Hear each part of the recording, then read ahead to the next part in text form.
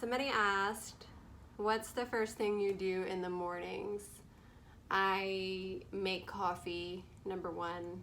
And then I definitely have gotten back into my meditation. So every morning while my coffee is brewing in its little French press thing, I come back into my room, I light a candle, I put on some guided meditation and meditate for about 15 minutes. It really, really helps me not take this shit too seriously. Number 10, are you spiritual? Yes, I'm not religious, definitely spiritual though. I'm a huge believer in quantum mechanics, quantum physics. I do think we have way more control over our lives than we think and we like to give ourselves credit for. And I'm a huge believer in not speaking negative things about yourself or about your situation, because I am a firm believer in manifestation. I have seen it in my life. I have manifested many things for myself, and I'm never worried about my future because I just know the universe has me like that, and it has always worked out for me. Knocked on wood there because I am extremely superstitious, but yes, I am spiritual. Somebody said, you're like a young Angelina Jolie. Do you get that often?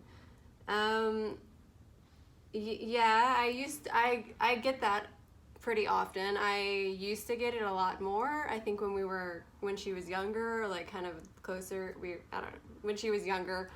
I feel like the older that she gets, I don't get it as often because she's, you know, obviously aging and kind of changing, which is natural, and I'm like she was when she was younger. So yes, I do get that, and thank you. At what age did you start modeling?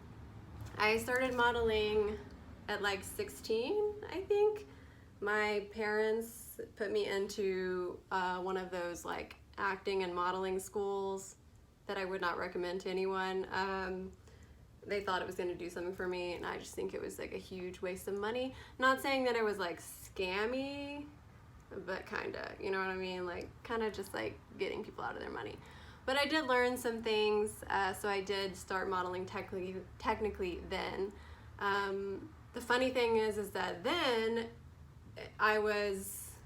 the only thing I heard from any agency, any jobs, anything like that was that I was too exotic, and they were all looking for kind of like girl next door, like catalog vibes.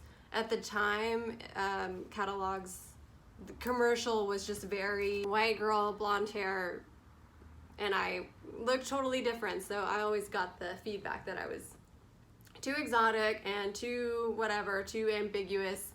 And now it's funny because now everybody wants an ambiguous model because we're, you know, inclusive and shit. Surprise, surprise, which is what we should have been the whole time.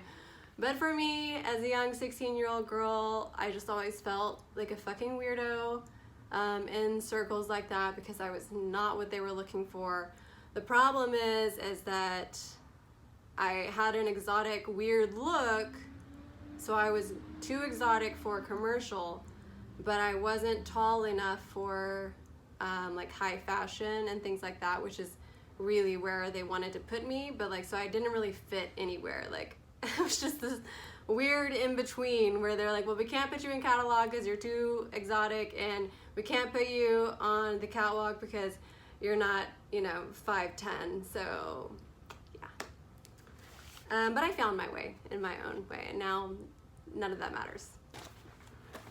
Someone asked, who is your biggest style inspo? Maybe top 3 if it's hard to narrow down. I don't know, I feel like my style is usually just really simple. I really like classic pieces. I'm not a huge fan of excess of really anything. I like really simple silhouettes and monochromatic colors. So I usually tend to look back to like 90s supermodels because I just feel like they always looked so classy and sexy, but not like they were trying too hard sexy. So I really love Kate Moss. I really love Christy Turlington. I really love Erin Wasson. Erin Watson is probably my favorite just because she has like the classic vibe, but then she also has like some rock and roll in her style as well. So I think that is typically where I like to stay. And I'm not built like today's like Instagram model or anything like that. I don't have a lot of curves. I'm not in the Kardashian kind of curvy family. So a lot of the styles that are out there are they're not flattering on me. So I tend to look for more classic frames. Somebody asked, are you still boxing? No. I'm so sad about it too. I'm so buttered. I love boxing and I got out of it right before COVID hit and I haven't been back since. And it is legit my favorite workout, my favorite thing to do. But I just haven't found a close enough gym over here that I like and that is not super expensive, because I also like to have like one-on-one personal training when it comes to boxing or kickboxing. But I do love it, and no, I'm not doing it anymore and it makes me sad. So hopefully I'll get back into it at some point. Somebody asked, how do you get over someone after a heartbreak? I'm really sorry that happened to you. How do I get over a heartbreak? I don't really think there's an easy way to get over heartbreak. I just honestly think you have to go through it and take as long as it takes. And that's different for everyone. I think the longer you're with someone or the deeper the connection, the more obviously your heart is gonna ache. I think one thing that helped me get over heartbreak in the past was staying active, boxing. I mean, just go hit something, you'll feel better. Not a person, I'm not advocating violence.